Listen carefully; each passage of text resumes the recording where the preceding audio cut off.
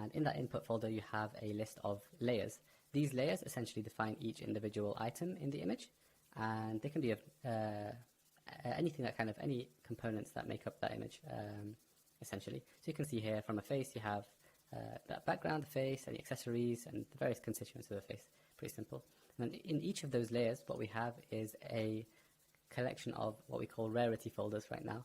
So these are essentially just groupings of items, and the items are in the actual folders. These are what make up the image. These are groupings of items just in different buckets. And one thing that should be noted is that these should be consistent across all layers. So if you have 4 folders in the face layer, the same 4 folders should be present in all other layers here. So that's kind of one requirement which catches people out quite a bit, maybe due to our design, maybe bad design decisions there, but that's kind of how that works. And each folder you have your individual image items. So yes, transparency through kind of items that constitute the image. So that's kind of how we expect the input. When it comes to the application, if you just run it, it's a portable executable, so there's no need to install anything. You get this application kind of view. Again, this is how it currently looks at the time of making this. This is prone to change, but the basic idea should remain. So typically, the first thing you should do is select the input folder and select the input folder we kind of mentioned.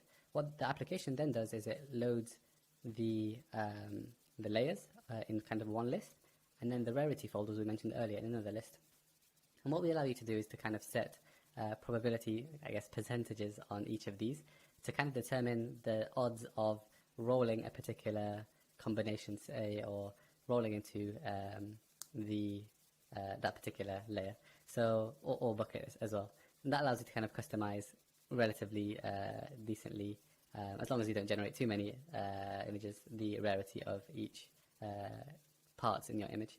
And then you can see here we have a kind of preview component which allows you to just play around with this, test a few things out. So one thing you can also do is move around these layers.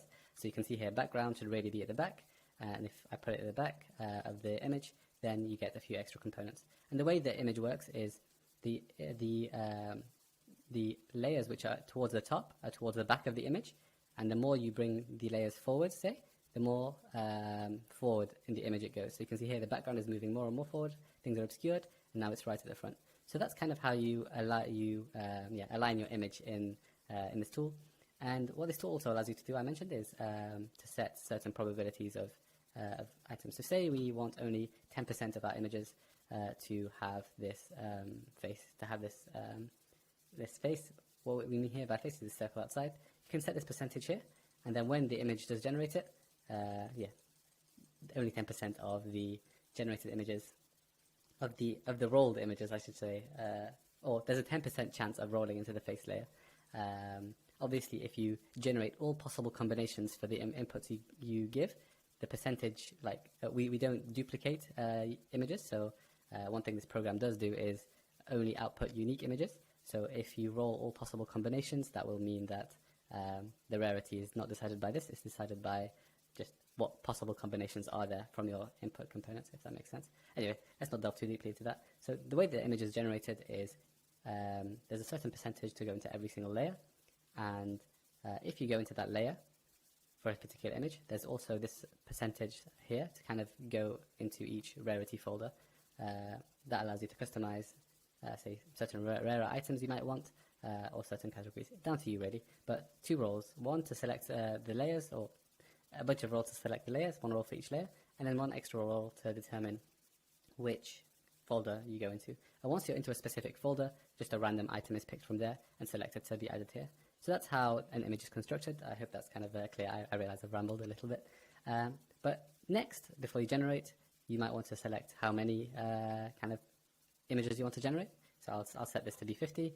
And then you're able to select the art base name. What this does it adds it prefixes essentially the say image name, the image name in the metadata. It doesn't actually change the image file, but it adds say an image name. I'll get into this later.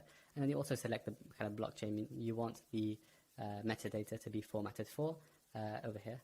So once all that's set up, it's as simple as clicking generate NFTs, and the program will do its thing and run through the process I mentioned earlier and generate the NFTs. Obviously, you can stop at any time, but you might want to delete the output. When it comes to the output, the program is set to output in the same directory as the input. So an output folder will be created. If it already exists, it'll overwrite any existing kind of folders in there, and it generates two folders, one called images, one called metadata. The images will house all of the generated images, so no need to explain much there. This is what you kind of wanted. And then the metadata, this is the metadata which is associated with each image. So one is associated with image one, etc., etc. So if we go into one.json, you'll see here that you have a bunch of different properties. And when I mentioned earlier that the name we set was for the metadata, this is kind of what I meant. You have the name here. And one thing I didn't mention, which I should have mentioned when it came to the input images or the input folder, is both for the layer names and for the individual file names, please kind of, when it comes to naming, don't have spaces, have kind of underscores delineating them or separating the words. Because the way our program currently passes things or processes that word is by looking for these underscores and then turning them into spaces and then capitalizing the first letters.